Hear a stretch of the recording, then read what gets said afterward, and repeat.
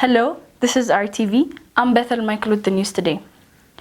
According to Oromo Federalist Congress, Baqqala Garba, deputy chairman, and 6 other members of the party were arrested on Thursday following a 2-day sweep by the authorities. The party released the names of the arrested as Dajani Tafa, the party's deputy secretary general, Gurmesa Ayana, the deputy chairman, Addisu Gula, head of public relations, Daraja Merga, head of party affairs, Alamu Abdisa, the auditor, and a member identified as Tariku. According to party officials, Dasta Dinka, chairman of the Youth of Leagues of OFC and Forum for Democratic Dialogue in Ethiopia, was also arrested. The detainees remain at Federal Police Central Crime Investigation Sector, also known as Ma'akalawi. The arrest came after weeks of protests in several towns in Oromia regional state that resulted in the death of 86 people, according to the opposition. The government has so far refrained from disclosing the number of people who were killed as a result of the unrest that was sparked by Addis Ababa and Oromia Special Zones Integrated Master Plan. Baqqala Garba, a former lecturer at Addis Ababa University, was arrested on terrorism charges in August 2011 and subsequently sentenced to 8 years in prison. He was accused of being a member of the outlawed Oromo Liberation Front, among other charges. He was released from jail after finishing his parole.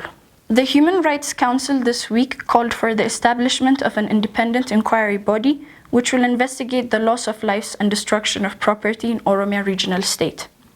The statement released by the council says that due to the excessive measure the government's security forces took against the public, who are demonstrating against the master plan and the subsequent clash with the government forces, innocent civilians ended up being killed and property were destructed.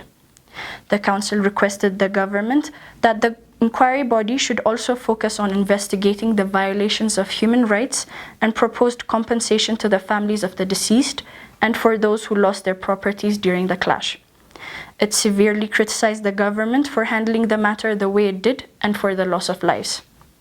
The council also emphasized the fact that the unrest in the region was mainly due to the objection against the master plan and the government's failure to discuss the issue with the public and for failing to provide all the necessary information on time. The council has also passed its condolences to the families of those who had lost their lives. VTOL Group, a multinational energy and commodities trading company, has won the tender put up by the Ethiopian Petroleum Supply Enterprise for the supply of fuel to the nation in 2016.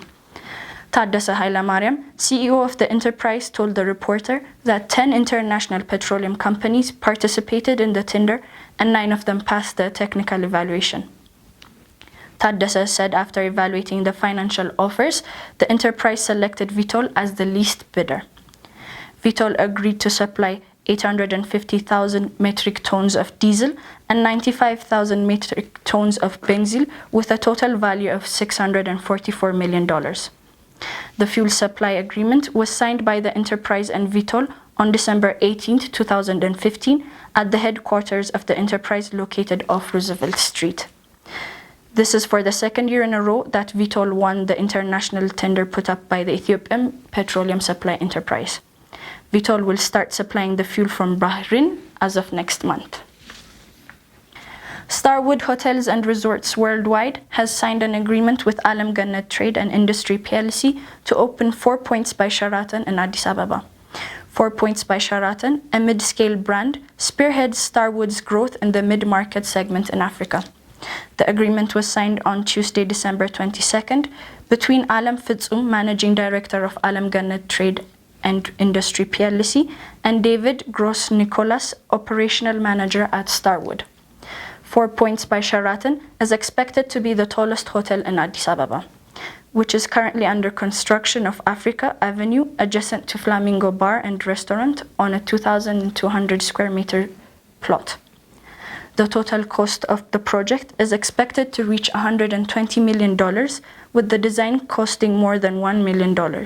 The design is set to incorporate Ethiopian values and also will have a museum that depicts the country's rich cultural and tourism attractions. incorporating internationally accepted standards, searching for finance and conducting feasibility studies, was commissioned by Ernst & Young. The hotel will have 506 bedrooms, which makes it the biggest hotel in the country in terms of number of bedrooms, with the Ethiopian hospitality industry booming. The likes of Marriott, Radisson Blu, Golden Tulip, Ramada, and Pullman are the ones that have recently entered the market. That was all for today. Thank you for watching. For more detailed information and exclusive interviews, please make sure to visit our website, thereporterethiopia.com.